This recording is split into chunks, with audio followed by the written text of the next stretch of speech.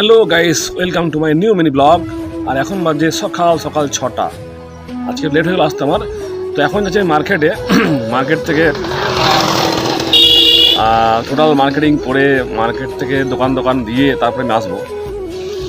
আর টানা বৃষ্টিতে আমাদের গ্রামের মাঠ ঘাট সব জলের তলায়, ফলে চাষিদের ধান সব জলের তলায়, একটা ধানও হবে না, সব পচে যাবে গাছ।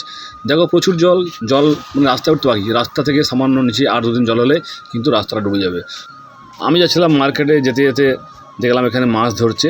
তো মনে হলো যে এখানে মাছ কিছু নিয়ে নিই বাড়ির জন্য। তা দাঁড়িয়ে গেলাম। গ্রামের ছেলেরা সবাই এখানে আড্ডা মার, সবাই কাজের লোক, কিন্তু যেহেতু কাজের এখন অভাব, কাজ নেই, সব মাঠ ঘাট সব জলের নিচে, তাই সবাই এখানেই মানে সময় কাটাচ্ছে। তো চলো, আমি কাকাকে বললাম কিছু মাছ আমাকে দাও। তো উনি যাচ্ছে মাছটা আনতে জাল থেকে তুলে, একদম টাটকা মাছ, জ্যান্ত মাছ। তোমরা এখন দেখতে পাবে যে কী সুন্দর মাছগুলো। আর সেই ফাঁকে আমি কিছু ভিডিও ক্যামেরাবন্দি করলাম তোমাদের দেখানোর জন্য। দেখে কমেন্টস করো কেমন লাগছে। এলাকার ছেলেরা দেখো, বাচ্চারা সমেত চলে এসেছে মাছ, সবাই কিনে এসেছে মাছ কিনতে।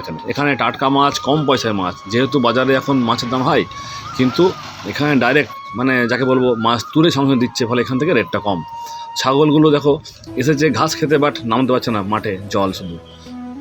এটা হচ্ছে মাছ ধরার জাল। দেখো এই যে মাছ, এখানে কী কী মাছ আছে কে বলতে পারে, সবাই কমেন্টস করে জানাও।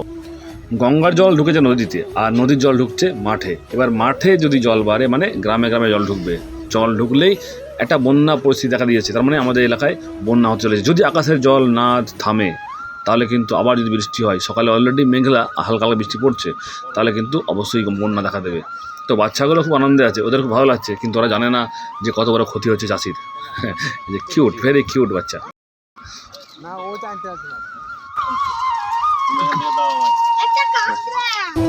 কাতলা মাছ, হ্যাঁ কাতলা মাছ, কাঁকড়া।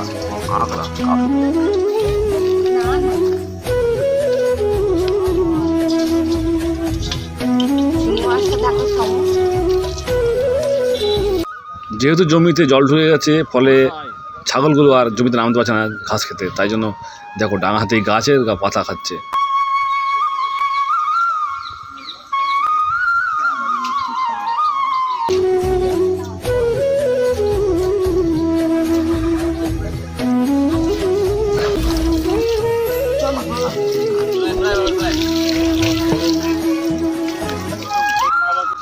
একদম জাস্ট জাল থেকে নামিয়ে নিয়ে এলো মাছগুলো, একদম জ্যান্ত। ছোটো ছোটো বিভিন্ন ধরনের মাছ আছে, একরকম মাছ নয়, হাজার রকমের মাছ এখানে আছে। কত রকম মাছ বলা মুশকিল।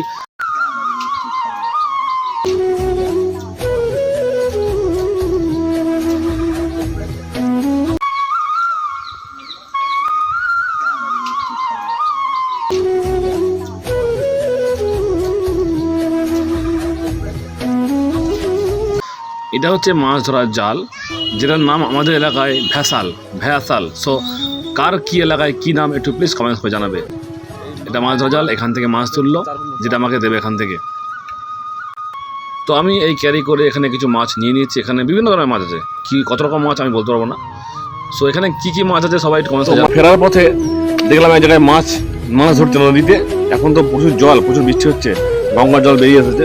সো প্রচুর মাছ আসছে। তো এখানে জালে মাছ ধরেছিল, এখান থেকে মাছ নিয়ে নিলাম।